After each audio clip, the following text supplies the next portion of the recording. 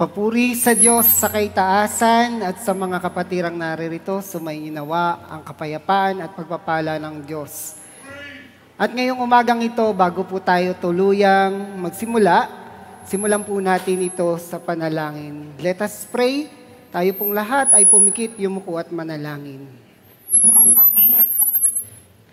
Dakilang Diyos na makapangyarihan sa lahat, tunay nga pong ikaw ang Diyos na kataas-taasan at nagpapala sa aming lahat. Panginoon, sa oras na to, siyasatin mo po ang puso ng bawat isa. Ikaw po ang nakakabatid ng nilalaman nito. Kung meron mang kabigatan, kalungkutan, kapighatian, Lord, hindi ko alam kung ano ang kalagayan ng bawat isa. Isa lamang po ang nalalaman ko. Ikaw ang Diyos na magpapahupa nito.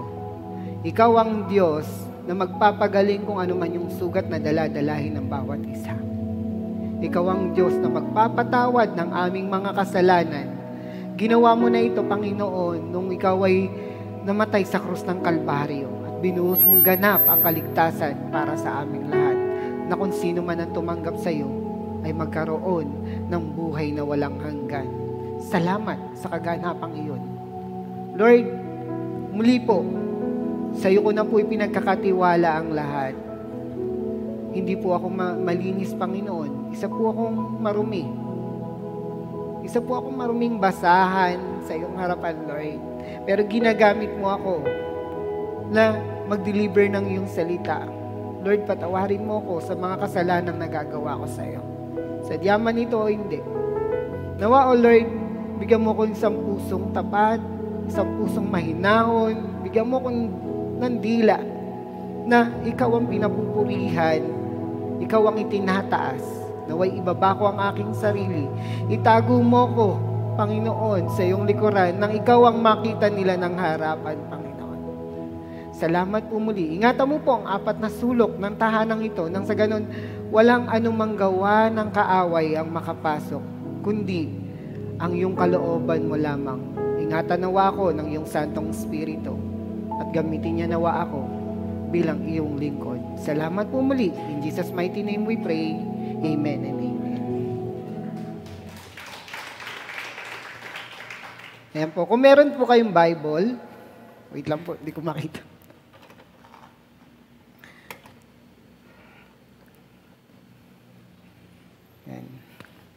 Ayan. Kung meron po kayong Bible, please open your Bible sa Genesis chapter 7, verse 15. Actually po, ang pag-uusapan po natin is chapter 6 and chapter 7. But gusto ko po na tignan po natin itong chapter 7, verse 15 to 16. Ang sabi po dito, ayon sa iniutos ng Diyos kay Noe, pinapasok niya sa barko ang bawat pares ng lahat ng uri ng hayop na lumapit sa kanya. Pagkatapos, isinara ng Panginoon ang barko. Ang Diyos po ang magpala sa kanyang mga salita. Kung titingnan po natin ngayon, ano po ba yung nararanasan natin? Ang bagyo. So, ano po ba ang nangyayari kapag may bagyo? Makikita naman po natin nitong mga nakaraang araw, tayo po ay nagkaroon ng bagyo o sinalanta ng bagyong Christine. Alam naman po natin yan. At nakita rin naman po natin kung ano yung naging bunga na mga bagay na nangyari nung sumalanta ang bagyong Christine. Actually, sa Pilipinas po, naitala sa kasaysayan ng buong mundo ang pinakamalakas na bagyo na dumating sa ating bansa. Ito po ay nagkaroon ng pangalang international name na Haiyan at sa ating namang bansa, napangalanan nitong Yolanda. Ito ay kumitil na maraming buhay. Pero ang bagyong Christine na sumalanta ngayon sa ating bagyo ay gusto pang bumalik. Sabi nga babalik pa raw eh. Nag-U-turn. So, sabi nga po, ano po ba yung naranasan natin kapag may bagyo? Ito po yung isang bagay na kinatatakutan ng marami kapag meron daw pong bagyo. Sa mataas na lugar, sabi nga, kapag may bagyo, walang ligtas eh. Lalo na kung super typhoon na talaga to. Kasi kapag sa mataas na lugar, hindi ka nga babahain. Guguho naman ang lupa. Actually, kinatatakutan to sa mga parte na matataas like Baguio. Kailan lang ang Batangas ay nakaranas nito, ang Laurel, Talisay, na kung saan marami ang namatay, 14 buried, including 12 children. Marami po ang namatay. Nakakalungkot. Mga bata ang naging biktima ng bagyong ito. Pero sabi nga po, makikita natin, yan ang nangyayari sa mataas na lugar. Gumuguho ang lupa. Pero sa mabababang lugar, ito naman ang nararanasan nila pag may bagyo. Lumulubog ang kanilang mga lugar o kanilang mga bahay. Actually, makikita rin po natin ito sa Santo Tomas, Batangas. Doon ko lang po nakita talaga na lumubog ang Santo Tomas. At makikita rin natin ang Sorsogon sa Bicol. Sobrang lubog po talaga. Na talagang halos ang gobyerno humingi na ng tulong at nanghiram na ng mga rubber boat para lang mailigtas yung mga tao dito. At sa Samar, ganun din po. So makikita po natin, ito yung bagay na kinatatakutan o ilang mga bagay na kinatatakutan ng tao sa tuwing may bagyo. Ito po yung bagay na ayaw natin mangyari sa tuwing merong kalamidad or tulad ng bagyo. Pero ano nga ba ang nangyari sa Genesis chapter 7? Actually po, hindi ko naman po ihahalin tulad yung bagyo dito. Pero tignan lang natin kung ano yung naranasan ng mga tao dito. Sa totoo lang po kasi pag maraming nalulunod, maraming namamatay, yan po yung nagiging dahilan kapag mataas na ang baha. Ayan po. Nakita ko nga rin po sa Facebook nung nakaraan yung isang lalaki na nakakapit sa puno ng buko na talagang talagang sabi ko nga, Lord, iligtas mo to. Pero I know, may plano ka sa taong to. Nakita ko po yun, tapos yun nga po, thanks God kasi may mga dumating na mga kababayan din natin na nandoon na hindi niyaan na mapahamak yung taong yun. Talaga pong nakakatakot na yung sitwasyon niya. Sabi ko nga, kung ako yung nandoon, ano yung gagawin ko? Kung tayo po yung nandoon, ano yung gagawin natin? Yung po yung naging tanong ko, kung ikaw yung nandoon kapatid, ano yung gagawin mo? Yung nasa pagitan ka ng life and death. Ano yung gagawin mo? Are you ready? Ready ka ba? At ngayong araw na to, ready pa tayo. Ihanda po natin ang ating sarili na masaktan sa mga bagay na nais ipaalam sa atin ng Diyos. Kaya po ang pag-uusapan natin ngayon is faith in action. Paano ba tayo kumikilos ayon sa ating pananampalataya?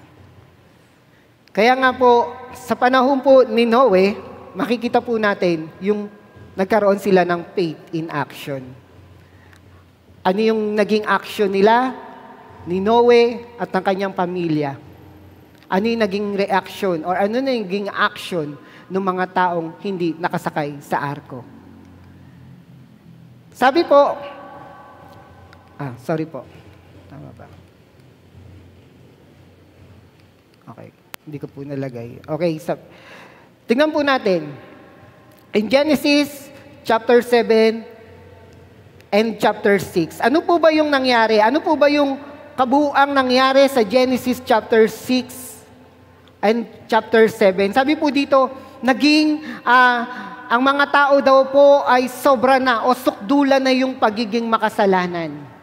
Sobra na yung kasalanan ginawa nila. Actually, sa chapter 7 at chapter 6 po, makikita po natin dito na ano po yung nangyari. Yung mga, sabi daw po, sobrang dami na. Sabi po, sobrang dami na. Ayon sa chapter 6, sobrang dami na ng tao sa mundo. At yung mga mas marami ay bilang ng mga babae. At take note, hindi lang basta babae, magagandang babae. Kaya nga po, sabi sa chapter 6, ay nagkagusto po ang mga anak ng Diyos. Ayon po sa Bible scholar, ito daw po yung mga angels Nagkagusto sa mga tao. Sila ay namili ng kanilang mapapangasawa, kaya sukdulan ang naging kasalanan ng mga tao. Talaga pong makikita natin dito na sa panahong ito, si Noah lamang ang naging namuhay ng matuwid. Ayon yan sa Genesis chapter 6, verse 9. Kaya sinasabi ng Diyos kay Noah, lilipulin ko ang mga tao sa pamamagitan ng tubig. Yan po ay sinabi sa Genesis chapter 6, verse 13. At sa verse 40 naman, sinabi po dito, inutusan si Noah na gumawa ng arko. Dito na po siya inutusan at sa verse 15, sinabi ng Diyos ang eksaktong sukat ng arko. Sinabi sa kanya kung ano yung mga gagamitin sa arko. Makikita po natin at mababasa po natin dito, itinala ng Lord kung ano yung sukat. 450 na pulgada ang lawak. Ang sabi dito, haba. At 75 talampakan ang luwag at 45 naman talampakan ang taas. Wala pong binago si Noe sa inutos ng Lord. Sinunod niya lahat yon. Anong kahoy, anong sukat, lahat po yun. Ilang palapag, sinunod niya yun. At makikita po natin dito, sinabi din kay Noe ng Diyos na kung ano ang isasakay niya at makakasama niya sa loob ng arko. Ilang piraso ng magkakapares na hayop ang ilalagay niya. Actually po, magkaiba po yung bilang na ibinigay ng Diyos sa iba't ibang uri ng hayop. Iba po yung bilang na maruming hayop, iba po ang bilang ng malinis na hayop. Magkakaiba po ang bilang nila. At makikita rin po natin dito at mababasa natin dito, marami pong mga uri ng hayop ang sinakay dito. Sabi po dito, inutusan siya na magsakay ng maamo, mailap, malinis, marumi, lumalakad, gumagapang, lumilipad. Ayan po ang isinakay sa loob ng arko. Kaya nga po, sabi po dito, ang lahat ng ito ay sinunod ni Noe. In Genesis chapter 6 verse 22, sabi po dito, sinunod ni Noe ang lahat ng iniutos ng Diyos sa kanya. Malinaw po na itinala, sinunod lahat. Ibig sabihin, walang nilabag. Wala siyang sinobrahan. Wala siyang dinagdag, kundi eksakto yung ginawa ni Noe. Kung ano yung sinabi ng Diyos. Kasi malinaw dito, sinabi Genesis chapter 6, verse 22, sinunod ni Noe ang lahat ng iniutos ng Diyos sa kanya. At makikita rin po natin, sabi po dito, habang ginagawa ni Noe o ni Noah ang arko, ay hindi naging maganda ang kanyang karanasan. Tayo po kaya, habang gumagawa po tayo ng arko ng buhay natin, paano po kaya natin tinitiis ang lahat? Si Noe habang ginagawa niya ang arko, hirap na hirap siyang magbuhat ng kahoy, maghanap ng mga gagawin niyang pako, pero patuloy siyang gumawa. Bukod sa hirap na yun, meron pang kasamang pangungutya. Ganon din po sa buhay natin. Hinuhubog natin ang arko ng buhay natin, pero maraming pangungutya. Hindi perpekto ang mundong to. Huwag mong hanapin. Hindi perpekto ang mundong to. At hindi kanila makikitang perpekto, pero tanging ang Diyos lang ang makakakita ng ating mga ginagawa. Kaya bilang Kristiyano, hindi dapat tayo nawawalan ng pag-asa. Yan po ang ipinakikita sa atin ni Noe. Dahil alam ni Noe na hindi siya dapat humiwalay sa kalooban ng Diyos. Alam niya na wagas ang pag-ibig ng Diyos sa kanya. At alam ni Noe na ang pag-ibig ng Diyos ay hindi magmamaliw. Kaya hindi niya kailangang ibigin ang mundong ito. Kasi ang mundong ito, lahat ay naglalaho. Pero sabi nga po, paano ba? Or in a Christian life, paano ba natin malalaman na pinipili na natin ang mundong ito? At napapalayo na tayo sa plano ng Diyos. May mga bagay na itinuturo sa atin. Paano nga ba tayo or ano na ba yung bilang Kristiyano, ano ba yung nakakapagpahiwalay sa atin sa Diyos? Sabi nga po, pinipili na ang mundong ito. Bilang mga Kristiyano, sabi po, merong mga bagay na nakakalimutan natin o napipili na natin ang mundong ito. Number 1, sabi po dito, mas tiwala na sa tao kaysa sa Diyos. Nagiging tiwala na tayo sa tao kaysa sa Diyos. Kasi umaga pa lang, hindi na tayo nananalangin. Nakakalimutan na nating manalangin. Na dapat pagdating pa lang ng umaga, pinagpapasalamat na natin sa Diyos ang pagpapalang ibinigay niya dahil nagising tayo. Pero minsan, mas nagtitiwala pa tayo sa tao nang hindi natin namamalayan. Bakit? Gigising ka sa umaga, papasok ka sa trabaho without pray. Sasakay ka ng jeep, mas tiwala ka pa sa jeepney driver without pray.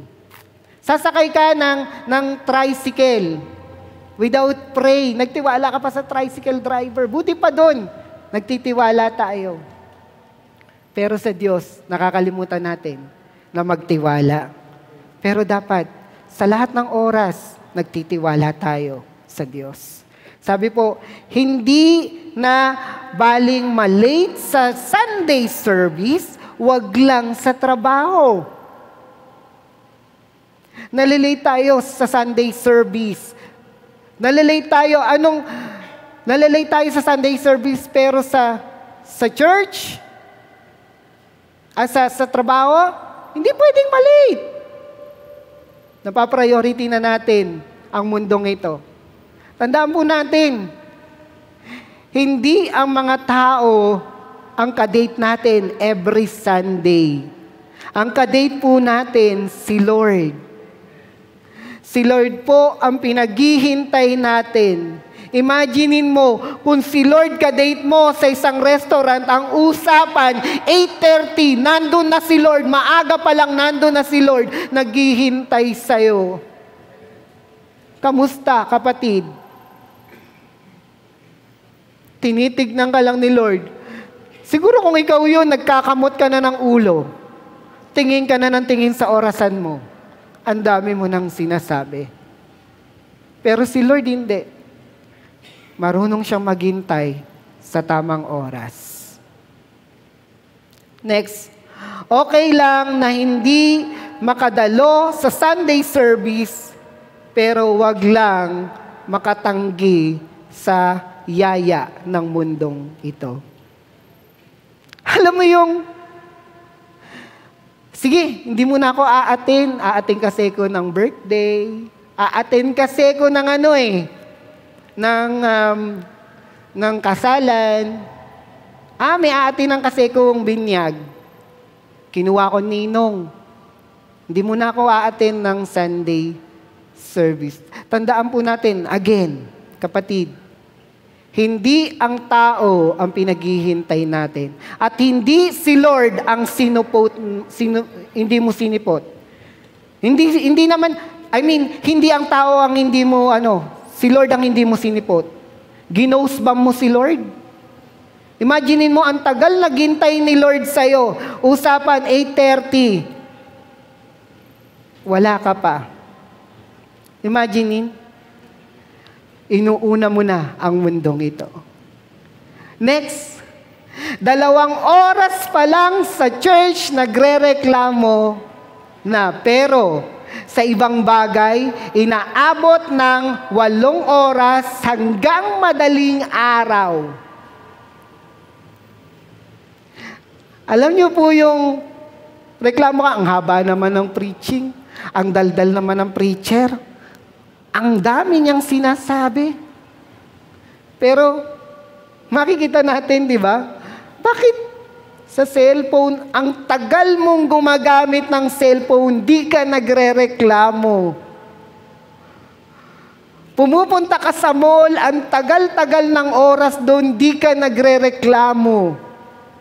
Take note, kapatid. Ang dami mong pinalampas na trabaho o gawaing bahay. Tapos pag uwi mo, sasabihin mo, teka lang, kailangan ko pala matapos yung labahin ko, kailangan ko pala matapos yung lulutuin ko. Uuwi na ako ng bahay, magluluto pa ako kasi teka lang. Pero bakit nung time nung kay Lord, 2 oras lang, nagre-reklamo ka na? Parang, dapat magtampo na sa atin si Lord. Di ba? Sabi dito, ma-issue lang sa church, agad na lilipat. Pero kapag sa trabaho, handa pang magpasensya. Humingi pa ng sorry kahit di naman nila kasalanan. Di ba? Madalas ito yung nangyayari sa atin eh. May marinig lang tayo sa kapatiran.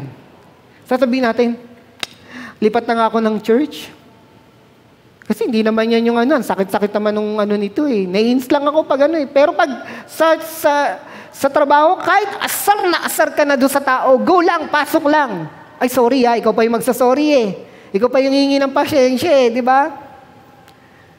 Next, kapag sinasama sa fellowship like Bible study, laging busy. Pero kapag niyaya sa handaan o sa anumang okasyon, sure, 100% yes. Aray, ang sakit. Di ba po? Yung yayayain ka sa Bible study, busy ako eh. Saglit lang, may gagawin pa kasi kami. Ay, teka lang, sis, kasi meron akong pupuntahan ngayon eh. Pero yayain mo sa handaan, sa mga bagay o okasyon yan. Uy, oo, sige, saglit. Kailan ba yan? Anong susuot? Naka-dress code pa. Di ba? Next, laging gumagamit ng cellphone. Sa loob ng church, hindi nakikinig sa preaching, pero sa chismis, okay tayo. Aray, sakit po ulit. Sorry po. Makikita po natin dito, minsan may mga Kristiyanong umaattend 2 preaching ang pinakikinggan. Preaching ng katabi, tsaka preaching nung nasa harapan. Makikita po natin na may mga tao na cellphone ng cellphone, hawak ng cellphone, gamit ng cellphone, hindi na napakapakinggan mabuti kung ano yung sinasabi ng Diyos sa araw na yun. Pero sa chismis, updated. Alam na alam ang latest chika. Kaya po, nakakalungkot, ito po yung ginagawa natin bilang mga Kristiyano. Ano pa po?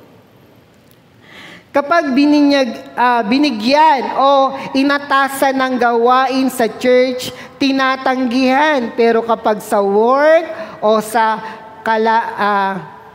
lakaran, nagpe-presenta pa tayo.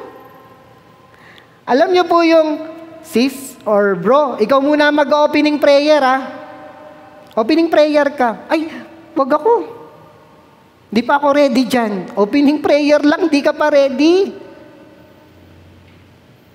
Ginawa ko po ito dati. Guilty po ako dito. Sobra po. Makikita po natin dito na dito pa lang tinatanggihan na natin. Pero makikita natin kapag sa handaan, uy, birthday ng anak ko. Ay, talaga, birthday ng anak mo? Sino magluluto? Gusto mo ako magluto? Offer the self. Pero kapag pwedeng ikaw mag-pray, ay hindi ako pwede. Pero sandaan, pwedeng ikaw magluto, ay sige, ako magluluto. Alam mo, masarap na putahe, ganito. May suggestion ka agad. Pero kay Lord, sa gawain ni Lord, wala kang suggest. Wala kang ginagawa. Wala tayong ginagawa. Next, madalas nakakapag-search sa online shop. Pero sa Word of God, suntok pa sa buwan. Madalas, tinitingnan natin, ay, ito yung ngayon maganda. Ano yan? Add to cart. Ay, ito. May hinanap ako, ito, add to cart. Ay, may nagla-live. Mine. Mine number 1. Pero yung Word of God, hindi natin ma-search. Hindi natin makita kung ano yung binibigay sa atin ni Lord for the day. Nakakalimutan natin ang mag-devotion. Kaya nga po, ano ba ang nararanasan ng isang Kristiyano na napapalayo na sa kalooban ng Lord? O napapalayo na tayo? Ano ba ang mangyayari kapag laging ginagawa ang mga ito? Ano ba ang mangyayari kapag laging ganito ang naipamumuhay ng isang Kristiyano? Sabi nga po, tayo ay maaaring mapagsarahan ng pintuan tulad ng pagsasara ng Diyos sa pintuan ng arko. Tayo po bilang mga Kristiyano ay maaaring mapagsara ng pinto. Dahil sa Diyos walang dahilan. Dapat, sabi nga kagaya ng ginawa ni Noe, sinunod niya ang lahat ng utos. Hindi tayo nagdadahilan. Dahil kung ang isang Kristiyano laging nagdadahilan, maaari tayong mapagsaran ng pintuan, kagaya ng pintuan ng arko na isinara. Tandaan po natin, si Noah, siya po ay nangaral. Nangaral din po siya. Nagturo siya ng pamumuhay ng matuwid ng kanyang kapanahunan. Kaya nga po, sabi po dito, kapag tayo ay napagsaran, number 1, ang mangyayari po sa atin, pag tayo ay napagsaran ng pintuan, wala ng chance o pag-asang makaligtas. Genesis chapter 7, verse 21. Kaya namatay ang lahat ng may buhay, ang mga hayop na lumilipad, lumalakad, gumagapang at ang lahat ng tao. Makikita po natin dito, madalas maraming mga Kristiyano ang nagsasabing mahal si Lord. Marami sa atin nagsasabing mahal natin si Lord. Pero ang nangyayari, gusto nating mahalin ang Diyos ayon sa paraan natin, hindi ayon sa paraan ng Diyos. Dapat mahalin natin ang Diyos ayon sa paraan niya, hindi ayon sa paraan ng tao. Kasi kung sa paraan po ng tao, ang mangyayari, laging may kondisyon. Lagi nating sasabihin, okay lang yan. Nauunawaan naman ni Lord lahat eh. Ay, okay lang yan. Alam naman ni Lord yung laman ng puso ko eh. Ay, okay lang yan. Hindi po. Malinaw po na pinakikita po sa atin na dapat walang okay. Dapat eksakto. Tamang-tama. Hindi po okay lang. Sa totoo lang po, walang lang. Dapat okay na okay sa Kanya. Kaya nga po, di ba, binilinan tayo ng Bible, kung gagawa tayo ng kabutihan sa ating, kung gagawa tayo ng isang bagay, isipin natin, naglilingkod tayo sa Diyos, hindi sa tao. Kasi kung sa tao ang iisipin nating paglilingkod, matitisod tayo. Bakit? Iisipin mo yung galit mo sa tao. Iisipin mo yung inis. Pero kung sa Diyos mo gagawin yung isang bagay na yung para sa tao, ang isipin mo, masaya. Matutuwa ang Diyos dito. Kaya nga po malinaw, kahit sa kaaway, ibigin mo yung kaaway, napakalupit nun. Iibigin mo yung kaaway mo, biruin mo, ganun yung gagawin mo, pero hindi. Dahil kahit ang Panginoong Jesus, yun yung ginawa niya. Imbis na gantihan ang kanyang mga kaaway, ipinanalangin at inihingi niya ng tawad sa Ama. Ama, patawarin mo po sila sapagkat di nila alam ang kanilang ginagawa. Napakaganda po. Napakaganda ng pinakita po ng ating Panginoong Jesus. Siya talaga ang isang mabuting sample ng ayon sa kalugod-lugod sa Diyos. Makikita po natin, sabi po, ganito ang sasapitin ng mga taong ayaw maniwala na maliligtas tayo sa pamamagitan ng ating Panginoong Yesus. Bilang mga Kristiyano, ito daw po yung sasapitin ng mga tao na hindi mananampalataya at maniniwala na ang ating Panginoong Yesus ang dahilan ng ating kaligtasan. Ano po yun? Makikita po natin yung nasa labas ng arko, yung napagsaran ng pintuan ng arko. Ganon-ganon din ang mangyayari sa mga taong hindi maniniwala at mananampalataya na ang ating Panginoong Jesucristo ang daan patungo sa Ama. Kaya nga po bilang Kristiyano, hindi dapat tayo nagkakaroon ng dahilan na gumawa ng hindi maganda sa ating kapwa. Dahil alam ng Diyos kung ano ang puso natin. Alam niya kung gaano kang katapat. Kaya nga po, malinaw, kahit po si Noah, pinakita rito sa New Testament, pinakita pa rin kung sino si Noah. Sabi dito, at pinakita rito kung sino ang ating Panginoong Jesus. Malinaw na pinakita rito, sabi po dito, darating siya sa gitna ng naglalagablab na apoy at paparusahan ang lahat ng hindi kumikilala sa Diyos, hindi sumusunod sa magandang balita ng ating Panginoon. Malinaw na ang ating Panginoon ang daan patungo sa kaligtasan. Wala nang iba. Hindi ang mundong ito ang magiging pundasyon natin. Kaya nga po, makikita natin yung mga 5 pundasyon ng tao. Una, ang nagiging pundasyon niya, madalas, pera o possession. Yan ang nagiging pundasyon ng tao. Kapangyarihan.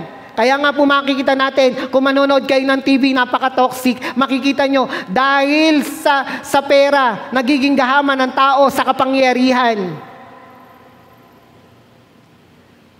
Ang nagiging pundasyon ng tao, ano po? Ang nagiging pundasyon ng tao, yung mga katuruan din ng tao.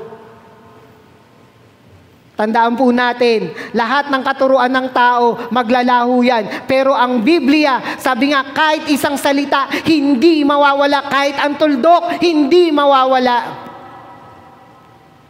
Yan po yung sinasabi sa atin, dahil ang pangako ng Diyos ay tapat sa pamamagitan ng ating Panginoong Jesucristo, dahil Siya ang nakatupad ng lahat.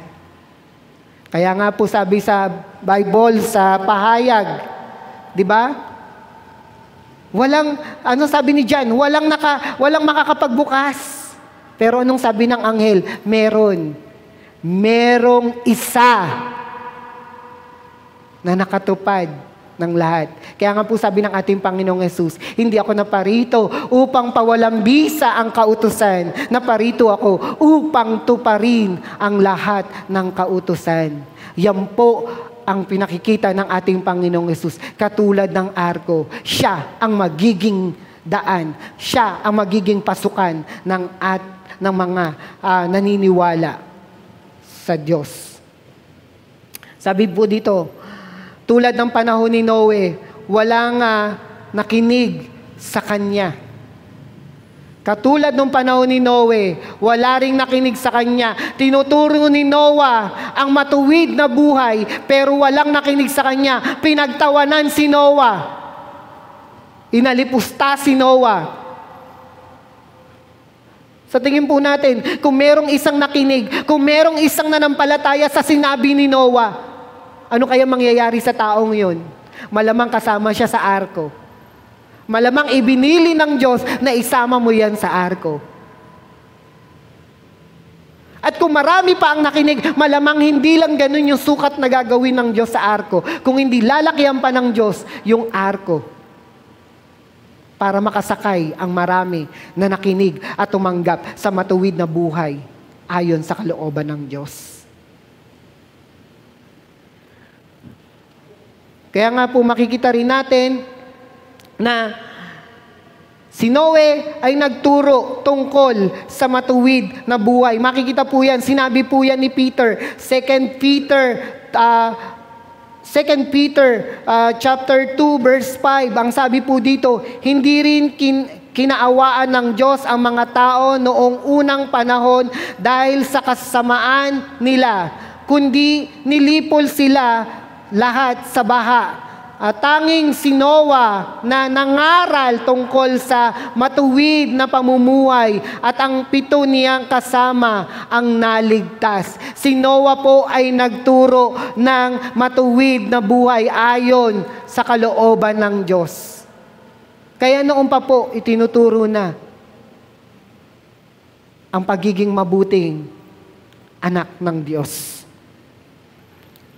Pangalawa po, sabi po dito, parusa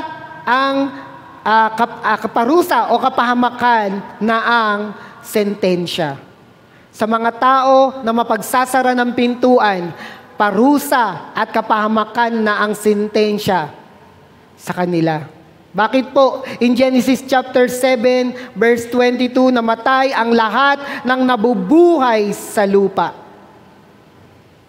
Yun po ang naranasan ng mga taong napagsaran ng pintuan ng arko. At makikita po natin, kapag huli na po ang lahat, paano ba natin masasabing huli na ang lahat? Number 1, sabi po dito, kapag huli na ang lahat, malalaman natin, ito na po. Huli na ang lahat kapag sa panahon ng kamatayan. Wala na po tayong magagawa kung tayo po ay patay na. Wala na rin pong magagawa ang panalangin ng ibang tao. Dahil kahit sa Luke chapter 9, makikita po natin yung mayaman doon. Di ba siya pa yung nag-alala sa mga taong buhay.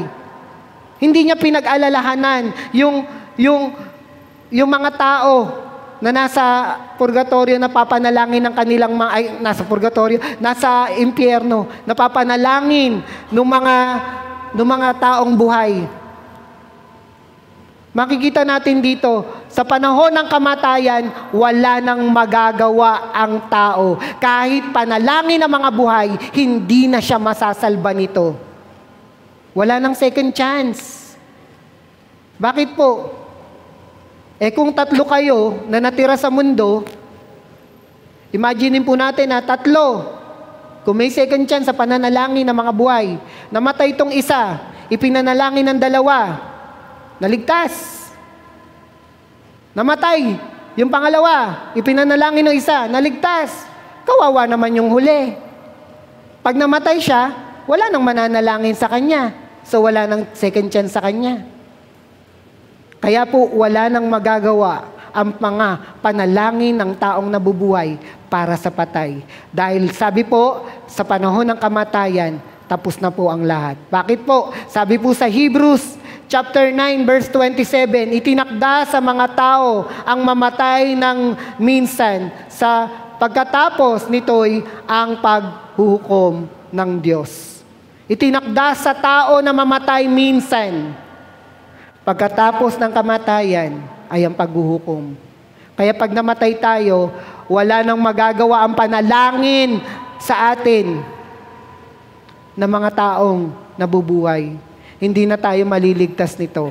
Dahil pagkatapos ng kamatayan, haharap tayo sa Diyos, ipagsusulit natin ang lahat ng mga ginawa natin sa mundong ito.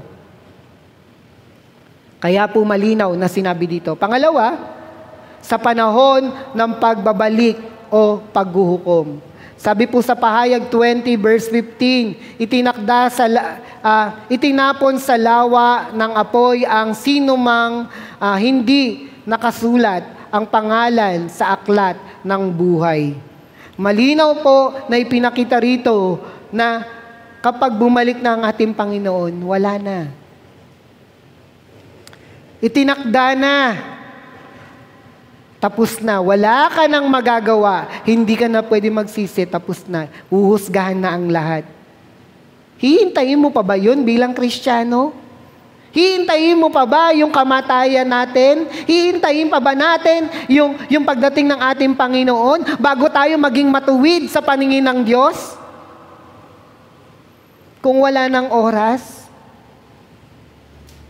Mga kapatid, tumatakbo ang oras. Kaya nga po sabi, hindi na paganda ng paganda ang mundo eh. Yung mga nararanasan ng mga bansa sa mundo, iba na rin. Nagkakaroon na ng climate change. Unti-unti nang nasisira ang mundong ito. Kaya po makikita po natin na hindi na paganda ng paganda ang mundo. Tumatakbo ang oras.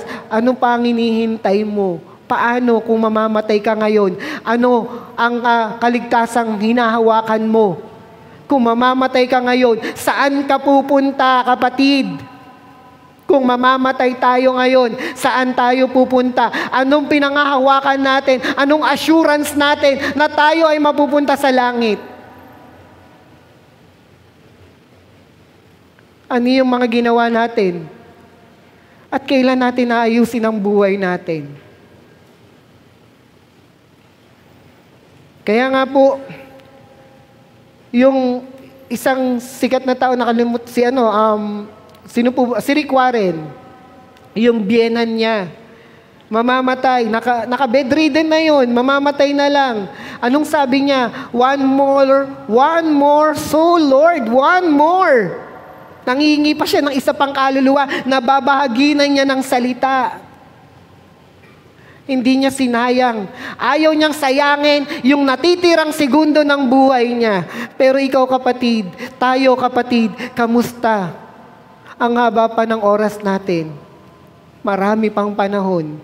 Pero wag mo nang hintayin na dumating sa punto na segundo na lang ang buhay natin bago tayo kumilala sa Diyos. Last, sa panahon, sabi po, sa panahong impyerno na ang sasapitin ng lahat ng hindi nakasulat ang pangalan sa aklat ng buhay. Ito po ay makikita sabi po sa Genesis chapter 27, verse 23, ang mga tao at ang mga hayop sa daigdig ay lilipulin ng Diyos maliban kay Noah at ang kanyang mga kasama sa barko. Malinaw po, sila Noah ay tumupad ayon sa kalooban ng Diyos. Kaya nung panahon na isasara ang arko, nandun sila sa loob ng arko. Tayo po kaya, kung isasarado na ng Diyos ang arko, nasaan po kaya tayo? Mayalin tulad po ito sa 10 birhen. Nasaan ka kaya? Nasa 5 na hangal o nasa 5 na handa? Bilang isang Kristiyano, dapat handa tayo. Na dumating ang Panginoon, marami tayong dalang langis. May extra pa. Makikita natin dito yung 10 birhen na yung 5 hindi handa. Nung dumating ang Panginoon, ano ang sabi? Panginoon, buksan niyo po ang pinto. Anong sabi ng Panginoon? Hindi ko kayo kilala. Malinaw na pinakita po rito. Sa Matthew 25, chapter 25, verse 1 to 13, makikita natin dito ang nangyari sa 5 birhen na napagsarahan. Lahat po tayo dito, sinasabi natin, handa tayo. Lahat po tayo dito, sinasabi natin, handa tayo. Pero, na-check mo ba yung lagayan mo ng langis? Baka mamaya dumating na ang Panginoon, hindi na tayo makapasok dahil ubos na pala ang langis natin. Aandap-andap na ang ating ilawan. Dapat bilang mga Kristiyano, handa po tayo sa lahat ng oras. Ano man ang mangyari, kung mamamatay tayo, handa tayo na alam natin, makakasama natin ang Diyos. Hindi po mahalaga ang mundong to. Huwag po nating ibigin ang mundong to. Kaya nga po sabi dito, ayon sa iniutos ng Diyos kay Noe, pinapasok niya sa barko ang bawat pares ng lahat ng uri ng hayop na lumapit sa kanya. Pagkatapos, isinara ng Panginoon ang barko. Isinara na po ng Diyos ang pintuan. Kung isasara po ngayon ng Diyos ang pintuan ng kaligtasan, ano na po ang ating kalagayan? Kung isasara na po ng Diyos ang pintuan, saan po tayo mapupunta? Nasa loob po ba tayo o nasa labas? Saan po ba tayo? Alam po ba natin ang ating mga patutunguhan? Tandaan po natin, ang arkong ito ay maihahalin tulad natin sa Diyos. Actually, sabi nga, lahat ng nakasulat sa Bible, dapat nakikita natin ang Diyos. Nakikita natin ang ating Panginoong Jesucristo. Interpret po natin, paano natin makikita sa arko ang ating Panginoong Jesucristo? Ang arko po ay maihahalin tulad sa Diyos. Ang ating pong Panginoong Jesucristo, ang tanging pintuan, patungo sa kaligtasan. Katulad ng arko, lahat ng pumasok sa pintuan ay naligtas. Ang ating pong Panginoon, ang pintuan ng kaligtasan. Malinaw po na sinabi sa John chapter 10, verse 9, ako ang pintuan, ang sino mang taong pumasok sa akin ay siyang maliligtas at papasok at lalabas at makakasumpong ng pastulan. Malinaw po ang sabi ng ating Panginoon, ako ang pintuan. Malinaw po, kagaya ng arko na pinasukan nila Noah, ang ating Panginoon ang pintuan patungo sa kaligtasan. Wala nang ibang papasukan kundi ang ating Panginoon. Sabi nga niya, ako ang daan, ang katotohanan at ang buhay. Walang makakarating sa Ama kundi sa pamamagitan ko. Kapatid, kamusta sa buhay natin si Kristo? Optional lang ba ang ating Panginoong Yesus? Optional lang ba ang ating Panginoong Yesus sa buhay natin bilang Kristiyano? Bilang Kristiyano, dapat hindi optional ang Diyos sa buhay natin. Bilang Kristiyano, dapat siya ang unang priority ng buhay natin. Siya ang nagpapatakbo ng buhay natin. Dapat alam natin, yung faith in action natin ay dapat kasama ang ating Panginoong Yesus. Kaya nga po, 3 bagay, 3 paalala sa atin kung tayo ay wala ng faith in action to God, tayo ay wala ng chance o pag-asa na maligtas. Parusa o kapahamakan ang magiging sentensya.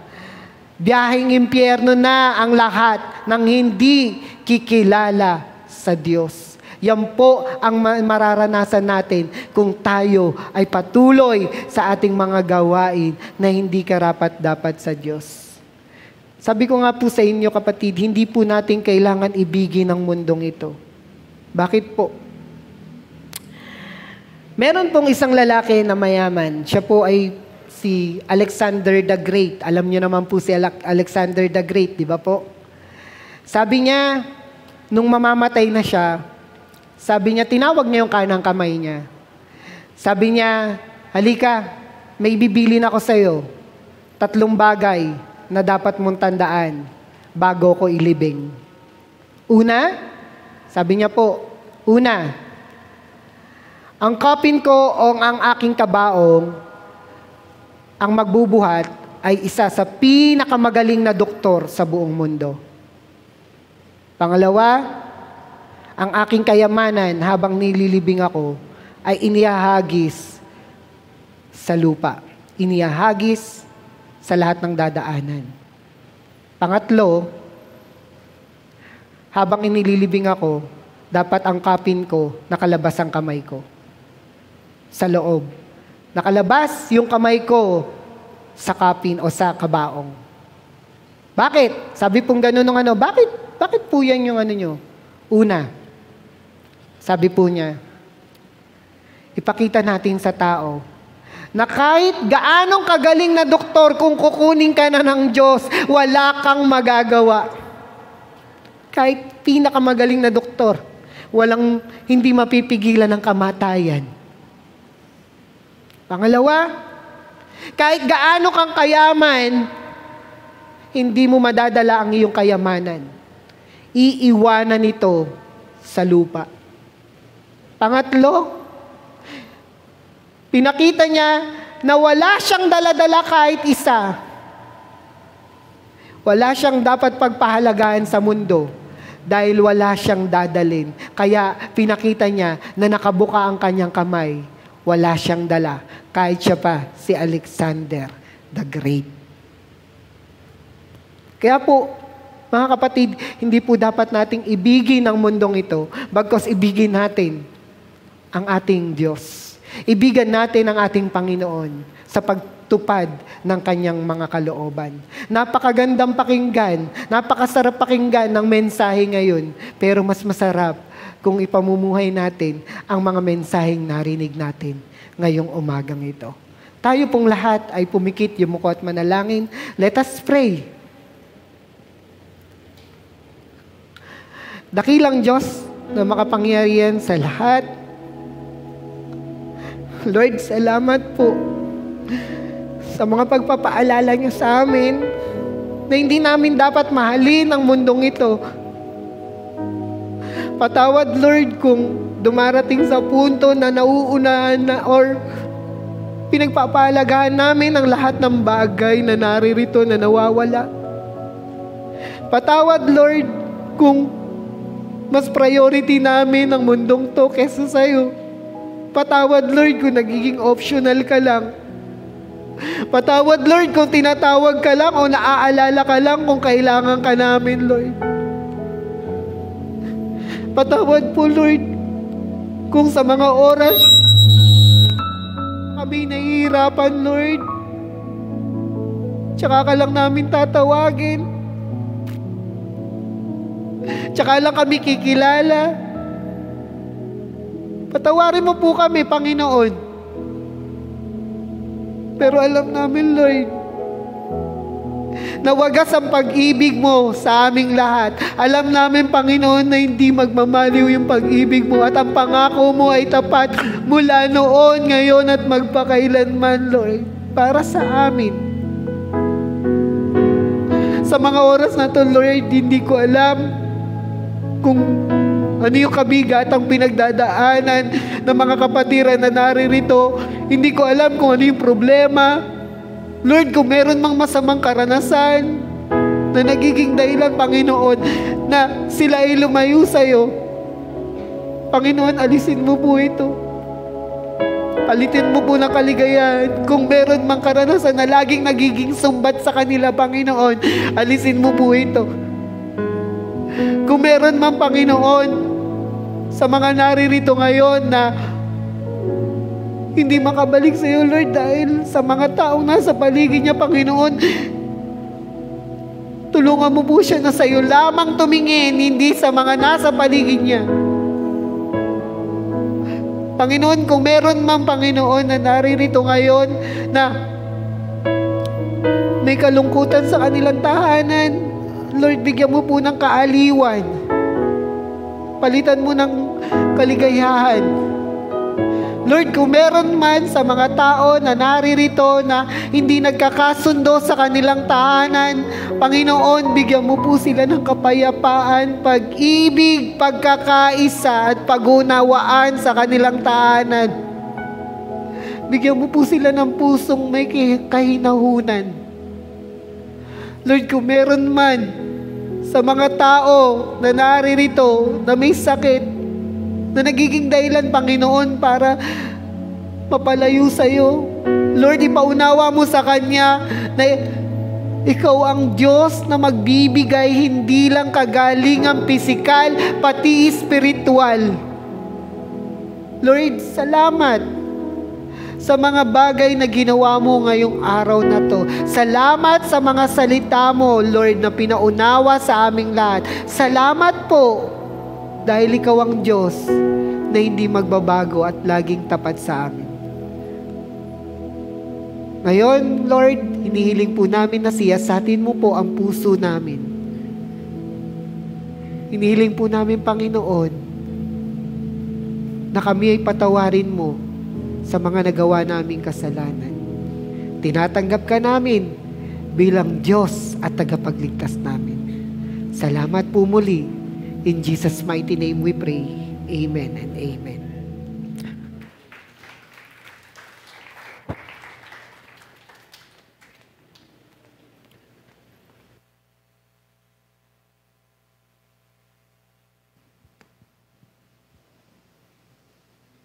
Hello po. Good morning po. Kamusta po kayong lahat? Okay. Thank you, Lord. Nadadaman nyo na po ba yung mataas na bilihin? Or damang-dama?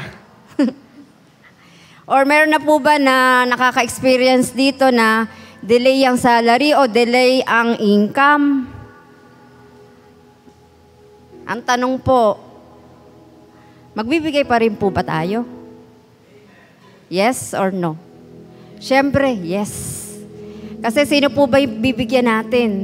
Di po ba? Hindi naman po yung tao. Oo nga po, at ang Lord hindi naman po kailangan ng pera. Pero pag-isipin na lang po natin, bakit po ba tayo nandito? Sino po ang dahilan? Bakit tayo nabubuhay? Bakit tayo may trabaho? Di po ba dahil sa Kanya? Kaya kahit mataas ang bilihin, mababa ang kita, delay, lagi po natin tandaan, kailangan po nating magbigay. Amen? Alam niyo po, sakripisyo po ang pagbibigay natin sa Panginoon, lalong-lalo na at meron tayong pinagdadaanan. Lahat po tayo meron. Iba-iba lang nga po, no? Iba-iba lang po. Iba-iba ng bigat, iba-iba lang ng sitwasyon. Pero ang pagbibigay po sa Panginoon, kailangan po gawin po natin to dahil hindi lang po isang sakripisyo. Hindi po sa tao, hindi po sa church, kundi po sa Panginoon. Binibigay po natin ito sa Panginoon na may tamang puso. Kahit nasasaktan, sumusunod. Kahit nahihirapan, nagpapatuloy po. Dahil sa Panginoon. Di po ba? Amen? Sabi po sa awit 4 verse 5, ihandog kay Yahweh yaong wastong alay. Ang pagtitiwala sa Kanya'y ibigay. Kailangan po may kagalakan o may kusang loob. Amen? At pag nagbigay po at naihulog na po sa box, magtiwala po tayo sa Diyos na hindi niya tayo pababayaan. Hindi po nakapikit ang mata ng Panginoon. Basta lagi tayong magtapat sa Kanya at susuklian niya po ang ating ginagawa. Amen po. Sige po, tayo po'y manalangin. Yes po, Lord, thank you. Ama naming nasa langit, salamat Panginoon dahil muli, ginising niyo po kaming muli. Hindi po para matakot, hindi para mag-alala, hindi para mabalisa, kundi para luwalhatiin ka, Panginoon. para dakilain ka, para mahalin ng buong puso, dahil ikaw yung Diyos naming buhay.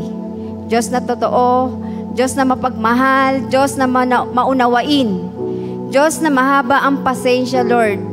Maraming salamat, Panginoon. Ano man yung kahinaan namin, kakulangan namin, Panginoon, maraming po salamat. Dahil tunay po na hindi ka nagsasawa sa amin. Hindi ka napapagod. Hindi ka nawawalan ng pag-asa na magbago kami, Panginoon. Lagi kang nakahanda. Laging nakabukas yung mata mo. Laging nakaabot yung kamay mo para sa amin. Kaya Lord, marami po salamat, O God. Kaya Panginoon, patuloy kami nagpupuri sa iyo, nagpapasalamat. Dahil yung meron kaming pamilya, asawa, anak, mga kapatid, kaibigan. Lord, napakalaking pagpapala na yun, Panginoon. Kaya dalangin ko, O God, na patuloy mo lang kaming turuan. Patuloy mo kaming disiplinahin, Panginoon. Ano man yung pagkukulang namin, Lord, lagi namin pinagpapasalamat sa iyo na lagi kang nakahandang magpatawad, O God. Kaya sa umagang ito, Panginoon, lagi kong dalangin, Panginoon, kung ano man yung mga pangangailangan namin lahat, Panginoon, ikaw ang nakakaalam. Ano man yung mga pagkukulang, ikaw pa rin yung nakakabatid. Dahil ultimong mga buhok nga po namin, alam na alam nyo, Panginoon. Kaya Lord, dalangin ko yung aming tithes and offering, Panginoon. Nawa, ikaw nga po ang mag-bless. Ikaw po ang nakakaalam kung sino yung tapat sa inyo, kung sino po yung wala, kung sino po yung hindi kaya magkaloob. Pero ikaw lagi yung nakakaunawa, O God. Kaya dalangin ko, wala mang kaming pera dahil minsan kinakapos kami. Pero salamat dahil sa mga kamay mo, lagi kang nakaagapay. Kaya dalangin ko, O God, na kailanman hindi kami kakapusin. Dahil ikaw yung aming Diyos na buhay na hindi natatapos, hindi nawawala ang pagpapala. Lagi kang puno. Hindi lang puno, kundi sapat-sapat, sobra-sobra.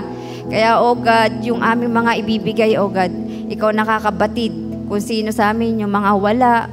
Pero salamat dahil nandyan ka, Panginoon, sa pangunawa mo, Panginoon. Dalangin ko, O God, ano man yung ibibigay namin, Panginoon, pagpalain mo ito, Panginoon. Nawa ay kung ano man yung kulang ng aming church, O God, ikaw nga po yung magpuno, ikaw yung magbigay ng blessing pa rin, Panginoon. Dahil naniniwala kami, Panginoon, na wala man kami, sa iyo pa rin nagmumula yung mga blessing namin, Panginoon, para ibigay sa iyo, Panginoon. Dahil naniniwala kami, Lord, na mahal mo kami, Panginoon, at mahal namin din kayo, Panginoon. Lord, muli, Panginoon, i-bless mo ang lahat ng mga taong nandito, Panginoon, at kung sino man yung wala, O God, i-bless mo pa rin po sila sa Panginoon. Lord, maraming po salamat, at ito'y sa dalangin ko sa pangalan ni Jesus. Amen.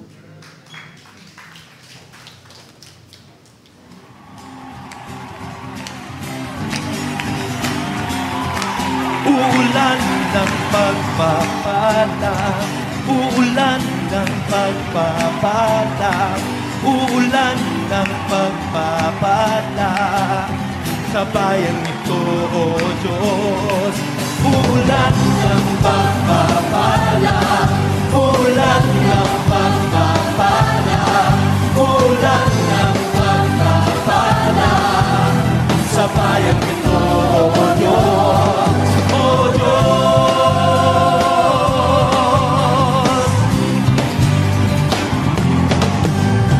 kung kami ay luluho at sa iyo ay sasamba, kami ay iyong diringgin at ang bayang ito'y iyong pagagalingin. Ulan ng pagpapala, ulan ng pagpapala, ulan ng pagpapala sa bayang ito. Ulan ng pagpapala. Sige po. Meron po bang bago na kapatiran? Sa mga bago po, kung meron man po, yan. Dito po meron ako nakita. Yan. Hello po, welcome sa inyo. Part po kayo ng Jesus is Our Shelter Church. Welcome po sa family ng Jesus is Our Shelter Church. And Sa inyo pong lahat, maraming salamat po mga kapatid sa pagdalo. Tayo pong lahat ay manalangin at isarado po natin sa pananalangin ang ating gawain. Tayo pong lahat ay tumayo. Sige po, let us pray mga kapatid. Tayo pong lahat ay pumikit yung muka at manalangin. Dakilang Diyos na makapangyarihan sa lahat, salamat po sa mga bagay na ginawa mo sa aming lahat. Salamat, Lord, dahil pinakita mo ang iyong wagas na pag-ibig, ang iyong pagmamahal na tapat sa aming lahat. Salamat po sa mga bagay na ginagawa mo sa aming buhay na imposible naming maunawaan pero posible na pinauunawa mo sa amin. Salamat po muli, O Lord, sa mga bagay at sa mga kapatiran na patuloy na nananalig at nananampalataya na ikaw ang Diyos na nagpapala sa aming lahat. Itaas po natin ang ating mga kamay. Sa Kanya na makapag-iingat sa inyo upang hindi kayo magkasala at makapaghaharap sa inyo ng walang kapintasan, ng may malaking kagalakan sa Kanyang kalwalatian. Sa isang Diyos, sa pamamagitan ng ating Panginoong Hesukristo. Sa Kanyang kalwalatian, kadakilaan, kapangyarihan, mula noon, ngayon, at magpakailan paman. Amen at amen. Blessed Sunday po sa inyong lahat.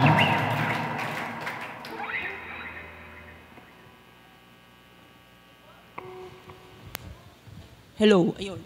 Sige po, tayo ay muling umupo. Ngayon pong buwan na to ay atin pong isi-celebrate yung Pastor's Appreciation. So, we're so blessed, no, mga kapatid, because mayroong ang Diyos na tinatayo at patuloy na itinatayo sa lugar na ito ng mga lingkod niya. Are you happy? Meron tayong mga pastor, hindi lang isa, hindi dalawa, no? Marami. At alam ko marami pang parating. So, sa pagkakataong ito, hindi naman kinakailangan na mayroon talagang title na tawagin silang pastor as long as they are doing the roles, no? The duties, responsibilities of being a pastor in our hearts, pastor sila. Do you agree with me? Kahit sa gusto nyo. Anyway, sige po, tayong lahat ay bigyan natin ng isang masigabong palakpakan ang ating mga pastor sa Jesus is Our Shelter Church na pinangangunahan po ng ating pastora, si Pastora Joy. Pwede po ba kayong pumunta dito sa harap? Si Pastor Ercel. Pakisalubong nyo nga po, mga kapatid. Pakihatid. Yan. And of course, yung ating homegrown na preachers dito sa ating church. And I'm sure you will agree with me na sila din po ay matatawag nating mga pastor. No? Hindi kinakailangan i-ordain agad, pero alam ko in their hearts, nandun sa puso nila yung pagiging isang pastor. Si Sir Malu, dahil siya ay ginagamit din dito na nagpipreach, nagtuturo, and also our brother Arnold Cruz. Yan. Dito lang po kayo sa harapan. Maaari.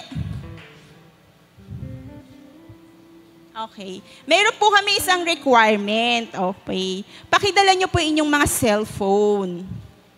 Dala po ba ninyo inyong mga cellphone? Ay, hindi. Baka nasa bag nyo. Kailangan may dala kayo. Nasa bag mo? Ay, nakalimutan niya. Sorry. Sige. Okay. Ha? Paparapol natin. Sige po. Manghiram? Hindi. Sige na. Surprise daw. Sige po. Siyempre, hilingan natin ng short message yung bawat departamento. Meron lang naman tayong 4. Short message lang po para at least ay ma-express nila how grateful they are, no, sa ating mga pastor. Let's start with the chairman ng adult department, Brother Van.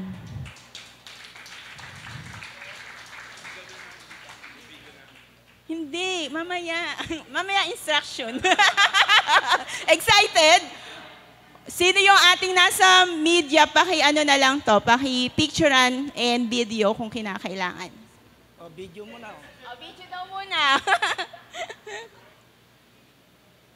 Sige.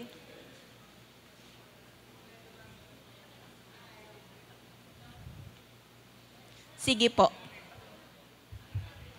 Harap ka dito, yan. Dito sa kanila. Ako nagpapasalamat sa Diyos dahil muli na naman akong nabigyan ng pagkakataon upang mamuno sa adult.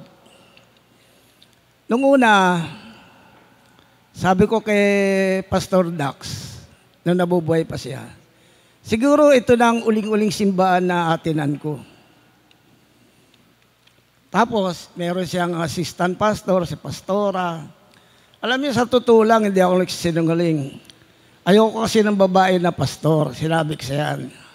Pero dahil niya sa nakita ko sa kanya, na mabait siya, at saka maalaga sa mga kapatiran, tinanggap ko siyang maluwag na maluwag sa aking kalooban bilang isang pastor natin lahat. Ngayon, nadagdagan pa ng isang pastor na si Pastor Mura, si Maal saka si Mura, si Pastor Ercel, kasi magkasilaki lang kayo eh. Si Pastor Ercel, talagang binibless tayo ng Panginoon. Tapos nadagdagan pa ng isang magandang sister, ang Sister Malu, bilang mga ngaral natin. Kanya sabi ko kay Sister Malu doon sa kusina ang galing mo magpaliwanag, ang galing mo maging pastora. Sana mag-aral ka para ganap ka ng pastora. Diba sinabi ko sa yan? Para hindi ka napupunaan ng tao. Diba? Maganda yun eh. Tapos ito naman si Arnold, minsan Tagalog, English. Dumudugo ang ilong ko. Minsan nakayuko ako, kala nyo natutulog ako. Hindi nakikinig ako, ayoko lang siyang tignan. Ganun ako. No? Si Arnold alam mo hindi ako sanay mag-English Kasi mahina ako dyan Yung I don't know nga, hindi ko alam Kanya, sa simbahan natin ito, bigyan natin sila ng paggalang, pagpapalaga bilang ating mga ngaral. Kanya, ang akin, bilang adult president, ginagawa ko naman ng tungkulin ko para sa kanila. Kahit matitigas ang ulo nila, nagtitiis ako. Pero talagang ganyan binigay sa akin sila ni Lord Kanya dapat ko pangalagaan. Ang kadikain ko sa kanila, tulungan sila kung halimbawa may mga sakit, binibigyan ko sila kahit na konting pambili ng gamot. No? Meron nang ungutang, binibigay ko rin. Kapag hindi sila nakabayad doon sa ako magbabayad. Kasi yan ang adikain ko sa pamumuno. Kanya, kahit na dito sa simbahan nito, kailangan din magtulong-tulong tayo upang mapanatili natin maganda to. Kasi nung unang napunta ako rito wala pa yan. Pinagtulong-tulungan namin. Lahat. Alam nyo na kung sino yun. Pastora, ikaw din nakakalam kung sino lalong nagpaganda nito, Sir Malu. Pero wala na silang lahat. Pero ako nananatili rito. Dahil patuloy akong nangangako sa inyo kung anong kaya kong gawin para sa simbahan ito na makakabuti para sa Diyos at para sa lahat. At sa inyong lahat, sa inyong apat, ay gagawin ko. Kahit na hindi niyo ako tutusan, gagawin ko para sa simbahan ito. Sana magkaisa tayong lahat. Ang ating pastora, si Pastora Ercel, si Pastora Malu, si Pastor English Arnold.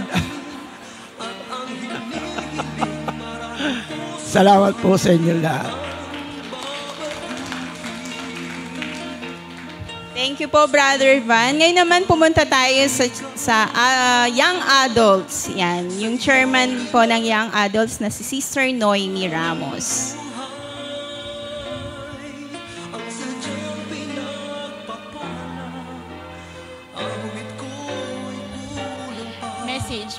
Message. Sige po. Message ko sa mga pastors and preacher and teacher natin is from the young adults. Siguro po, ano ba? Thank you for showing us yung good example, of course. Hindi lang naman din po teachers and pastors yung nagiging good example. But of course, isa sa mga masasabi natin, of course, sa church na ito or sa isang church is that nanggagaling ang message talaga through you. And through you din, yung message hindi lang yung lumalabas sa bibig, kundi through action. Malaking responsibility po yung tumayo sa pulpit at mag-preach. At kasama ng responsibility of what you talk is how you show it to us. How your life, yung nakikita namin kung paano po kayo sa inyong mga pamilya, sa inyong mga kaibigan, kung paano po kayo makitungo. Siyempre, malaking responsibilidad po yun. Hindi lang kami basta nakikinig, kundi nakakakita din po. And we thank you for showing us the example of how we should be, not only as a Christian, but also as a wife, as a husband, as a kapatid, as kaibigan, di ba po? Or kung ano man po yung tinatayuan yung roles sa buhay ninyo. So, kami po ay nagpapasalamat na tinatayuan at tatayuan nyo po yung mga mini-message nyo, ay yung mga message na nanggagaling po sa ating Panginoon through you. No, we also want to thank po siguro yung bawat isa po sa inyo na nag-suspend kasi hindi ako masyadong ako personally hindi po ako masyadong masasabi kong hindi naman sa hindi palabasa kundi hindi po talaga ako masasabi na parang close to how you are, but seeing you, nakikita ko po na bine-bless po kayo, kaya minsan nakikita ko, okay, nabe-bless po ako through you at nabe-bless po yung buhay namin. At sa nakikita ko po kung paano po kayo nag-spend ng time. I mean, may mga trabaho, no? May mga iba po kayong ginagawa, but because God has talked to you, that's why you talk to us. He talked to us through you. Kaya thank you very much po sa buhay na inilalaan nyo. Hindi lang yung oras, kundi yung buhay talaga na nilalaan nyo po. Hindi po para sa amin talaga, di ba? Hindi naman po para sa amin yan, kundi para po sa glory ng God, kaya nyo po yan ginagawa. So, we thank you. And everyone po na from young adult, I think, si Arn, taga young adult, si Pastor Erson, taga young adult, si Ate Malu, gusto pa rin maging young adult. Si Pastora, young na young, di ba? As always, nakikijoin din yan sa amin sa Young Adult. Kaya we thank you yung presence nyo sa Young Adult Fellowship. Mamaya po may Young Adult Fellowship po kami dito sa church. Sino po? Siya, kasama. Siya. Chess. Ayun po, thank you po ulit and may God bless you more and more sa inyong buhay, sa lahat ng aspeto po ng inyong buhay. At sana magpatuloy po tayo. Yan po. Picture daw.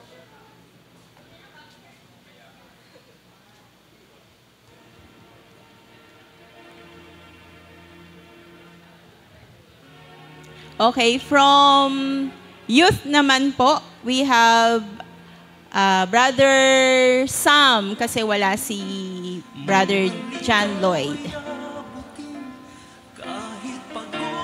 Hello. In behalf of the GIOS Juniors, kami po ay nagpapasalamat sa inyo sa mga advices, sa mga pagtulong niya sa amin sa ministries. And we do appreciate all of that po. Sa mga efforts nyo and sa pagko-correct sa amin kapag mayroon kaming mga hindi tamang actions. Very thank you po. And gusto ko po sabihin na we are blessed to have all of you dito sa church. And if may tutulong kami mga juniors sa mga future plans nyo po, don't hesitate po na sabihin sa amin. Baka may maitulong kami. And we will give our best po sa sabot namin makakaya. Yun lang po. Salamat po. Sige po. From the music department po, we have Brother Vil.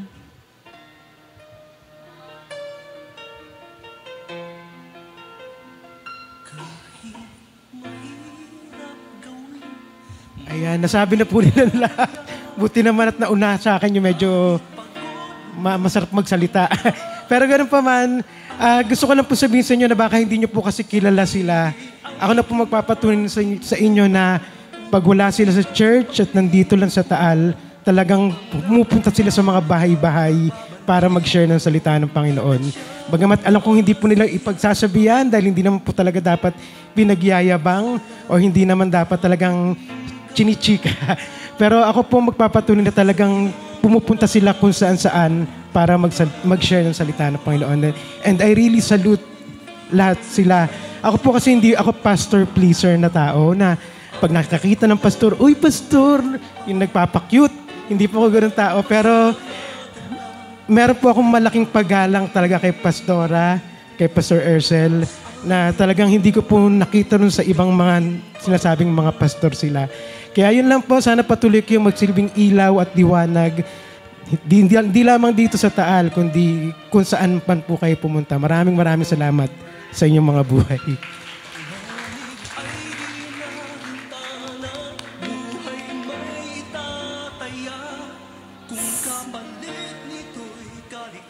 Sige po. From Sunday School Department naman po, we have Sister Josephine. Yan, bago nating worker sa Sunday School. Hello po mga pastor. Ang message ko lang po ay thank you po sa pagtuturo ng mga salita po ng Panginoon. At thank you po sa pagka-guide po sa amin. Lalo po part po ako ng juniors at sabi po ni Kuya Sam sa mga guide, sa mga actions po namin na mali minsan po pang yun. Thank you po sa mga message, guide, at ayun po, na-appreciate po namin po lahat yon, lalo po kayo po yung nakatataas, and thank you po dahil nandyan po kayo palagi sa amin to guide us po. Yun, thank you po sa life nyo na binigay po ni God. Yun po, thank you po. Okay. Ngayon naman po, tawagin natin si Sister Lynn para po dun sa surprise. Wow, ano kaya surprise na yun? And para rin, syempre, yung pinakamahalaga, yung prayer. Hello po, good morning and happy Pastor's Month sa bawat isa, no? Okay, ito po short notice. Okay, so yun pong cellphone ay may isa-send po ako sa inyo later na surprise because sabi ko nga po kay Sister Beth, as a church, we also want to give back na kayo po ay ma-appreciate through sa mga efforts po. Gcash daw. Okay po. So, na makapagbalik rin naman po kami in very little way na kayo po ay magkaroon ng konting bonding. Kayo pong apat. Pag-usapan niyo po kung paano pa po kami i-guide spiritually. Pero kidding aside, they are leaders ng church rin po. Pero yung katotohanan po, they are servant leaders. No? They serve us through the guidance of our Lord, and nakakatuwa po na kumbaga para sa mag-asawa, yung through thick and thin, in sickness and in health, ay nandun po sila. Nang pong Wednesday sa prayer meeting, nakaka-bless po yung sinabi ni Pastora na yung pong pagka siya po ay gising, hindi po siya gagawa ng mga bagay na magpapatulog sa kanya. Instead, inispend niya po yung mga waking hours niya para po ipag-pray ang bawat isa. Imagine, yung dami po natin. She's taking time to include us in her prayers. At sana, sila naman po ay 4 lang, including their families. Isama rin po sana natin sila sa prayers natin, personal prayers. And ang hirap maging leader because they have plans na hindi naman sila lang yung nag-isip, no?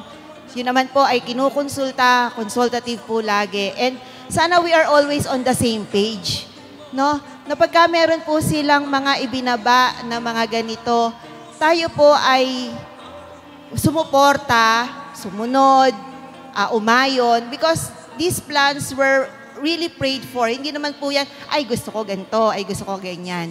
Yan po ay pinag-isipan, pinagdasal ng matagal at ikinonsulta. Hindi man po sa ating lahat, pero meron pong mga kapatiran tayo na sinasangguni sa mga plano po na yan. And these plans are all for the benefits of everyone. So yun po yung aking personal plea sa inyo. And may I request everyone po na tayo ay tumayo para po sama-sama po natin na maipag-pray ang atin pong mga spiritual servant leaders ng GEOS Church.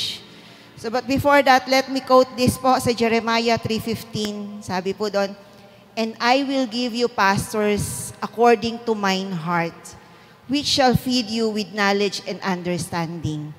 Thank you, Pastora Joy, Pastor Ursel, Sir Malu, Brother Arn, sa pagpapagal, sa pagpupuyat, para ma-share sa amin yung mga message ng Panginoon na ibinababa through you.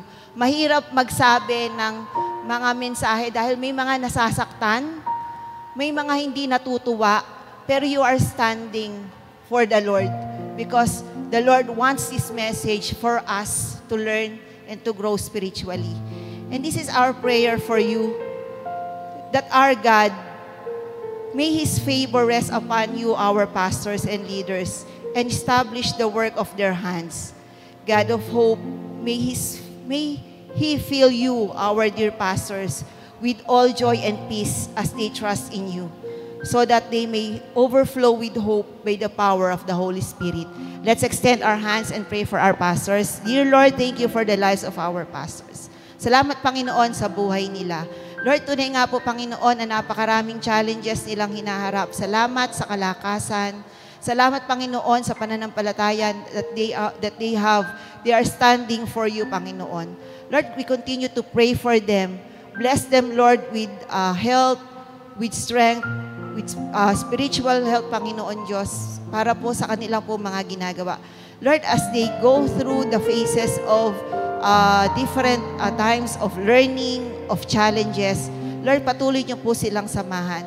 Lord, pataasin mo ang level ng kanilang pananampalataya. Patuloy mong i-bless, Panginoon, ang kanilang mga bibig, ang kanilang mga kamay, ang kanilang mga puso, Panginoon, na ito ay maging extension, Father God, ng iyong mga pagpapala sa kapatiran, sa mga tao na kanilang nasasalamuha, sa mga tao, Panginoon, na tignan lamang sila, Father God, ay makikita na yung kapangyarihan mo, yung glory mo sa kanilang mga buhay. They don't have to speak, Panginoon, dahil kita, Panginoon Diyos, at lagi nilang maisapamuhay ang testimony how good you are, Panginoon, sa buhay ng bawat isa.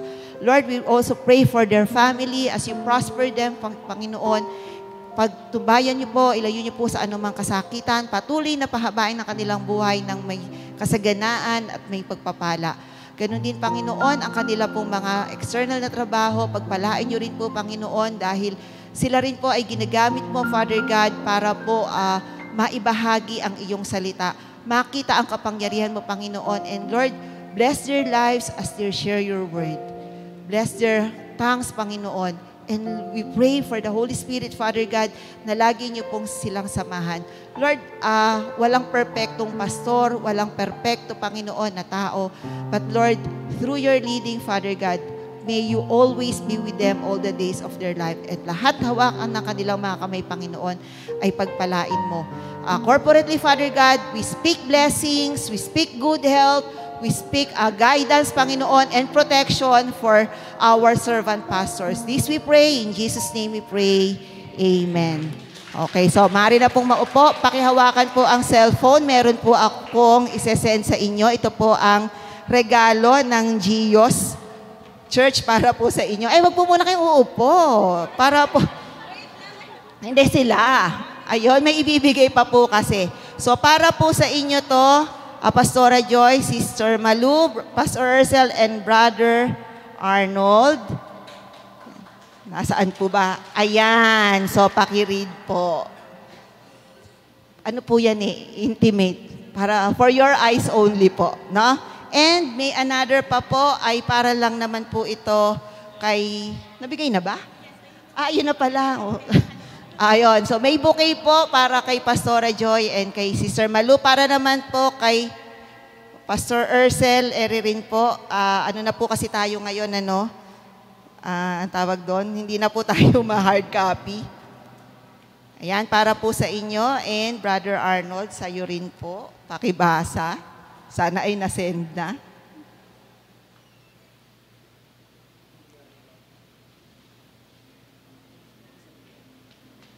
Ayan, yan naman po ang iyong i-enjoy for pastors man. Ngayon po, ay mamaya po, pasyal po kayo dyan sa una kong sinend.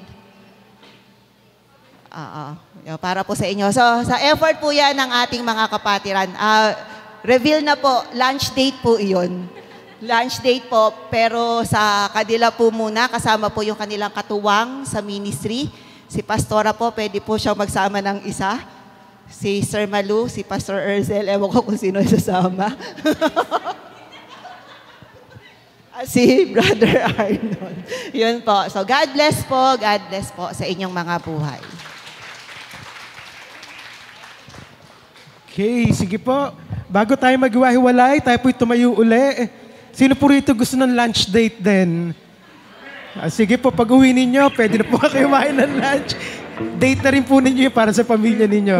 Kaya bago po tayo maghiwa-hiwalay, pasalamatan natin si Lord na talaga siya lang talaga ang dapat purihin sa simula hanggang sa wakas at wala nang iba pa. Kaya Panginoon, maraming salamat. Maraming salamat din po sa bawat sa narito.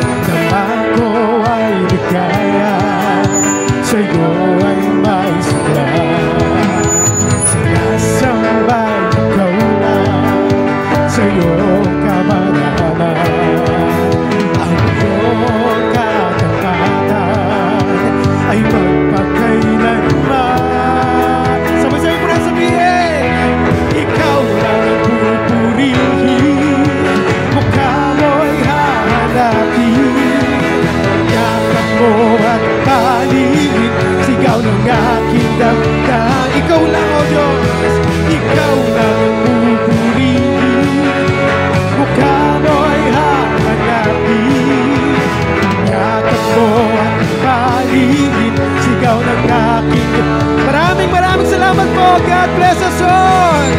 Hanggang susunod na Sunday, kita-kita po ulit tayo.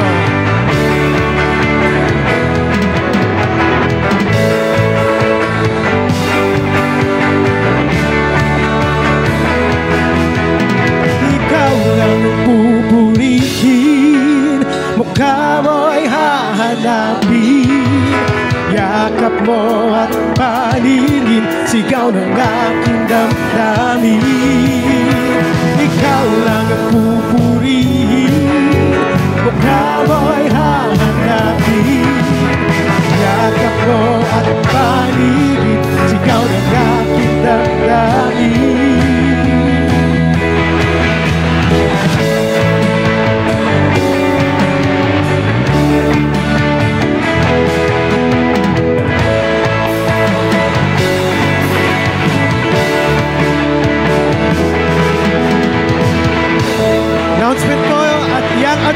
fellowship.